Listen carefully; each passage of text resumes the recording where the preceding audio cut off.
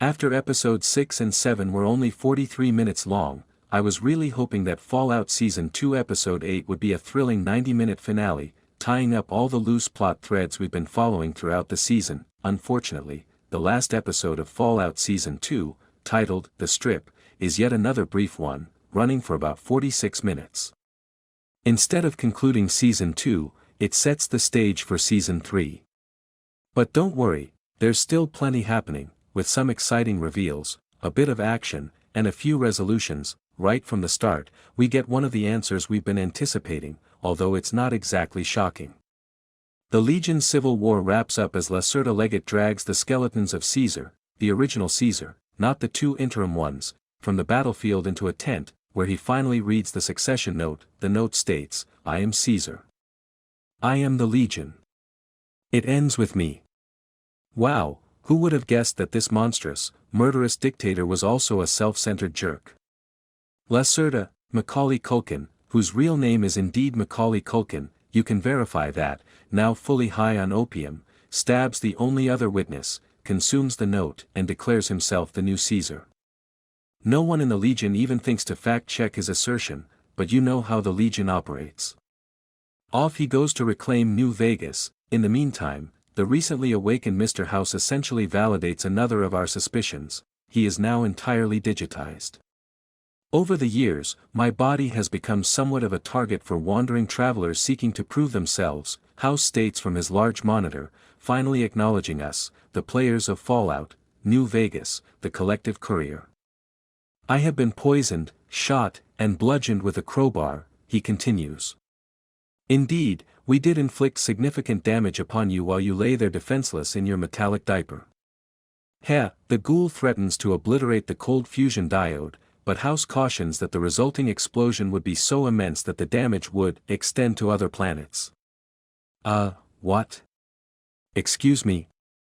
Individuals have been carrying that device in their necks and pockets for 200 years, perhaps it should come with a warning label. They reach a consensus: the ghoul will be allowed to access his family's freezer if he leaves the fusion chip in place, supplying power to Mr. House. Lucy's primary quest reaches a climax, quite literally. Poor Diane Welch appears to have been exactly as she seemed, a sweet, unremarkable yet well-intentioned individual, now reduced to a severed head in a jar, her gentle thoughts reprogramming the wasteland savages. As is often the case when Lucy encounters individuals in dire situations, Diane pleads with Lucy to end her life, and Lucy ultimately complies. With a crowbar. Like it or not, Mr. Howard, everyone eventually works for me, House asserts as the ghoul dons a special Pip-Boy featuring House on the screen. I desire that. I want one of those. It resembles Portal 2, where we carried around a miniature version of GLaDOS in potato form. There is something amusing about having a chatty little computerized villain on your wrist. House discloses that the special vault where Hank has been hiding was constructed for Vault Tech investors, and acknowledges that there was an unseen adversary always one step ahead of him, the Enclave. Furthermore, House confirms that Hank is one of the Enclaves, which we had largely suspected, though it is still reassuring to have it verified. In the meantime, Maximus was struck by a tail from a Deathclaw, and now there are approximately 7 Deathclaws advancing into Freeside. Fortunately, his NCR armor seems to have been designed by Tony Stark, equipped with various concealed weapons that activate unexpectedly, reminiscent of a scene from a Spider-Man film.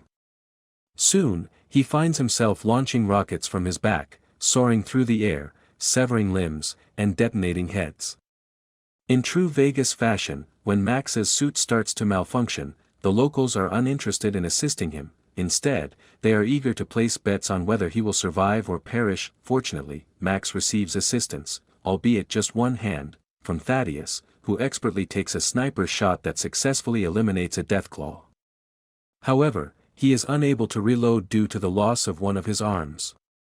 Max discards his damaged armor and grabs a roulette wheel to use as a shield and a pool cue to serve as a spear, preparing to confront the remaining Deathclaws. His sole intention is to protect others, even if those individuals are actively wagering on his demise. I have developed a strong affection for Max this season. I hereby insist that he never experiences harm or sadness again in this series. Once again, Max is rescued by a precisely timed sniper shot, but this time it comes from the NCR, who have finally organized themselves and entered Vegas.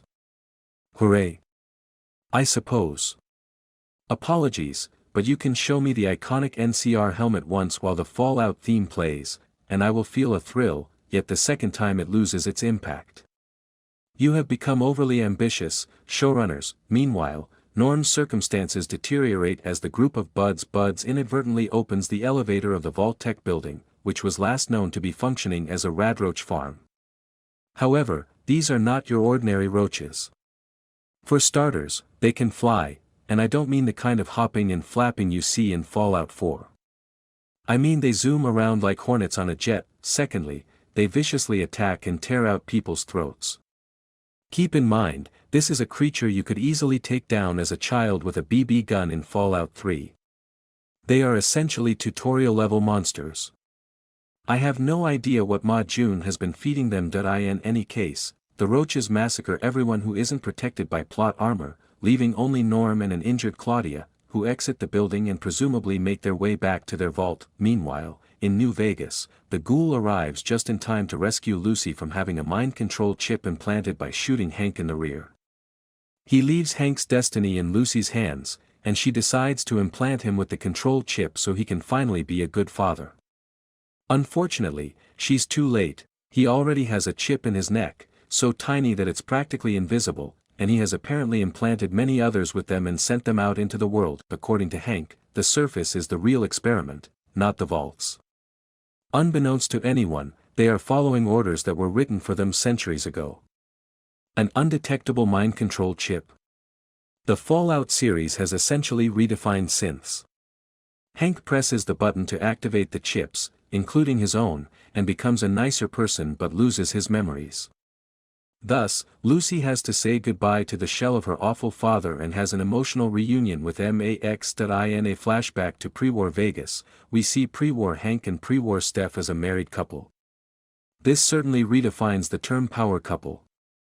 Fast forward to present-day Vault 32, where Steph, revealed to be a secret 200-year-old Canadian, opens Hank's hidden box and admits her identity as a secret 200-year-old Canadian member of the Enclave. She calls for the activation of Phase 2. That's likely not a good sign. It's what Bud's personal assistant Ronnie mentioned was linked to future Enterprise ventures, which is actually the forced evolutionary virus. The signal is detected at the Enclave outpost in the mountains, a location we briefly glimpsed in Season 1, the same one where Siggy Willig smuggled the fusion diode from, and at long last, after 200 years and 2 seasons of searching, the ghoul discovers the cryo tubes that should contain his missing wife and daughter, but they are empty, as they are now hiding in Season 3.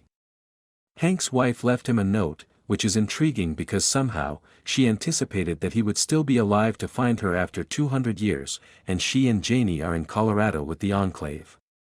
Quest updated. We also find out that Cooper was arrested for being a communist pinko in the past, which explains the end of his movie star career and the start of his birthday clown career. But wait, there's more.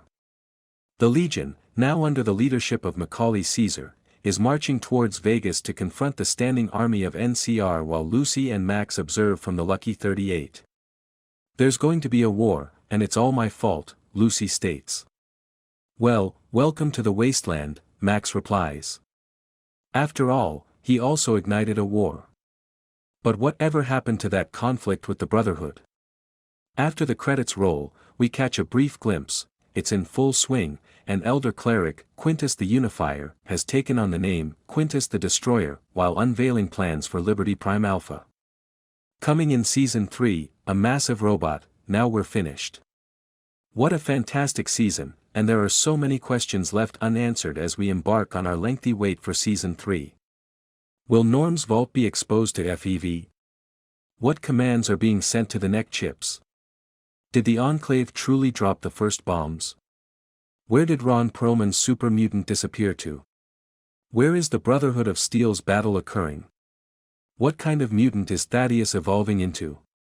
And why did we invest so much time in Vault 33's incest support group without any clear resolution?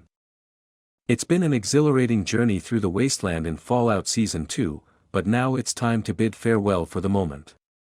After 7 episodes filled with quirky post-apocalyptic adventures, outrageously bloody shootouts, and mind-bending sci-fi twists, the Fallout Season 2 finale has finally arrived.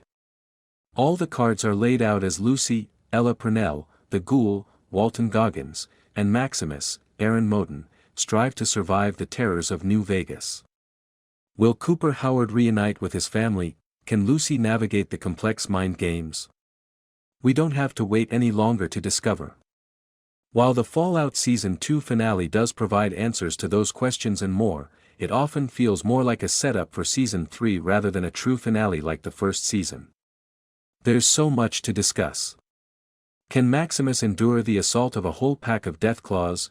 The episode titled The Strip begins in a surprising location, with the Legion, who we haven't encountered since episode 203. They are still embroiled in their civil war over who will ascend as the next Caesar, pronounced Kaisar, since it's the Legion, but this conflict finally comes to a close when Macaulay Culkin's character, Lacerda Leggett, drags the deceased body of the former Caesar back to his tent. The entire battle was fought because the old Caesar had a note attached to his body, which both factions of the Legion believed held the name of their next leader, but when Lacerda Leggett finally reads the note, it simply states, "I am Caesar, I am Legion, it ends with me." It seems the Legion isn't particularly fond of succession plans. Taking this as his opportunity to claim power, Lacerda murders the only witness in his tent, consumes the note to eliminate the evidence, and dons Caesar's crown. He is celebrated as the new leader of the Legion. It's wonderful to see Culkin return to the show. I wish we could have seen more of him this season. In a way, this segment involving the Legion highlights some of the broader issues present in the Fallout finale. We only catch a glimpse of them again at the very end of the episode, as they march towards New Vegas. Essentially, this serves as a setup for Season 3. This will be a recurring theme. Now, let's move on to Norm Moises Arias, as his storyline remains distinctly separate from the main events in New Vegas. After being freed from captivity in the previous episode by Claudia Rachel Marsh, Norm quickly finds himself captured once more in the finale, with his life hanging by a thread. As the management trainees from Vault 31 prepare to execute him for their deception, Claudia intervenes. She is pushed aside into the door to open one of the elevators, which releases a swarm of reproaches onto the unsuspecting vault dwellers. The reproach attack is both brutal and effective, as they wreak havoc on people indiscriminately. Norm fights his way to the room where everyone is trying to find safety, even rescuing another Vault 31 management trainee along the way. However, when he reaches the door, Ronnie Adam Faison pushes him back, leaving him to face the reproaches alone. Norm ducks under a table, but Ronnie's heartless action meant that the door wasn't closed in time to keep the monsters at bay. They burst into the room, slaughtering everything they can get their mandibles on. Once the chaos subsides and the roaches depart, Norm enters the room and discovers a bloodied and battered Claudia among the wreckage. He assists her out of the Vault-Tec offices and starts dragging her back towards safety on a sled, though where that safety lies is anyone's guess. While I always appreciate Moises Arias as Norm, it seems like the writers struggled to find a direction for the character this season. What was the purpose of his journey? It's a stark contrast to Season 1, where he emerged as the unexpectedly most fascinating character by the end. In this season, he seems to be treading water, getting captured and recaptured multiple times across a few scenes in 3 different episodes. The highlight of the season for Norm was the beginning, when he was trapped in Vault 31. Of course, I'm hopeful that Fallout will delve deeper into Norm and Claudia's adventure in Season 3. But for now, it feels rather unfinished and confusing. Another character who seems to be just going through the motions in this finale is Maximus, who spends almost the entire episode engaged in a fierce battle against a huge group of Deathclaws. Don't misunderstand me, there are numerous exciting moments and heart-pounding near misses as Maximus takes down one Deathclaw after another, becoming increasingly battered in the process. The short interlude where the residents of New Vegas settle into the familiar habit of wagering on the outcome, even while their own lives hang in the balance, is quite enjoyable. However, there isn't much progression in Maximus' storyline here, which is a drawback for the season finale. In the end, I guess this narrative primarily revolves around Max rising to the occasion and transforming into the heroic figure he always aspired to be with the Brotherhood. This time, he dons the power armor of the NCR, and it's hard to overlook how motivating his example is that we also don't discover anything new regarding Thaddeus Johnny Pemberton's condition. He appears in this episode mainly to provide some comedic relief and support to Maximus, as he takes out one Deathclaw using his foot to stabilize the rifle, given that he has lost an arm. Once more, I appreciate the dynamic between Thaddeus and Maximus, but after the intriguing setup suggesting something was seriously amiss with Thaddeus in the previous episode, it feels somewhat disappointing that this isn't addressed at all in the finale. The ending is made even more disappointing by how it concludes, not with Maximus defeating the Deathclaws through any clever tactics of his own, or even with the hesitant assistance of the New Vegas citizens, but instead with the unexpected arrival of a new California Republic army.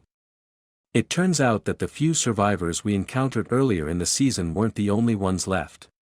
Sure, I appreciated seeing the NCR sniper donning the iconic Fallout, New Vegas armor from the video game artwork just like anyone else, but it felt more like a random plot device rescuing Max than anything else, as it was hardly hinted at throughout the season. We get a final glimpse of Max towards the end of the episode where he reunites with Lucy, but let's check in with our Vault Dweller for that segment that we left off in episode 207 with Lucy uncovering that the severed head of Congresswoman Diane Welch, Martha Kelly, was powering the brain-computer interface in the basement of the New Vegas Management Vault, which was a fantastic cliffhanger. The strip quickly resolves this, showing that Welch had no control over this situation as her severed head pleads with Lucy to end its life. Despite her hesitation, Lucy complies. As she exits the room gasping for air, she unexpectedly encounters her father once again. Hank, Kyle MacLachlan, shares some crucial information, such as his reason for using Welch's head for the machine. He wanted people to inherit her harmless personality traits. He also suggests that he isn't working for Vault Tech, or even Robert House, as we had previously assumed earlier in the season. As Lucy attempts to dismiss Hank's reasoning for controlling minds, he reveals his newest creation, a compact version of the device that would be undetectable on a person. He has already outfitted several individuals with these devices and dispatched them into the wasteland to carry out his sinister plans, reminiscent of the Institute storyline from Fallout 4, where it was impossible to tell who was a synth. Considering how captivating that narrative was in the game, I'm fully supportive of the show crafting its own interpretation of it. Hank tries to force one of the devices into Lucy with assistance from his former Legion colleague, aiming to restore her to the obedient daughter he once knew. But just as he is about to proceed, the ghoul arrives, killing the guard and shooting Hank in the leg to prevent his escape. He throws Lucy a gun and informs her that Hank's destiny lies in her hands. One of the most engaging plots of Fallout Season 2 has been the continuous testing of Lucy's morality. We have witnessed her transformation from an overly optimistic Vault Dweller to a battle-hardened wanderer of the wasteland, with more than a bit of blood on her hands. In this moment, she seeks a balanced approach. She places the new chip in Hank's neck and leads him outside for one final glimpse of the surface before she performs a lobotomy on him. However, Lucy struggles to go through with it. Instead, Hank discreetly retrieves a second activation controller from his pocket and presses the button himself. Lucy collapses beside him, and as he looks at her with a blank expression, gently wiping a smudge from her cheek before staring into the distance, it's truly heartbreaking.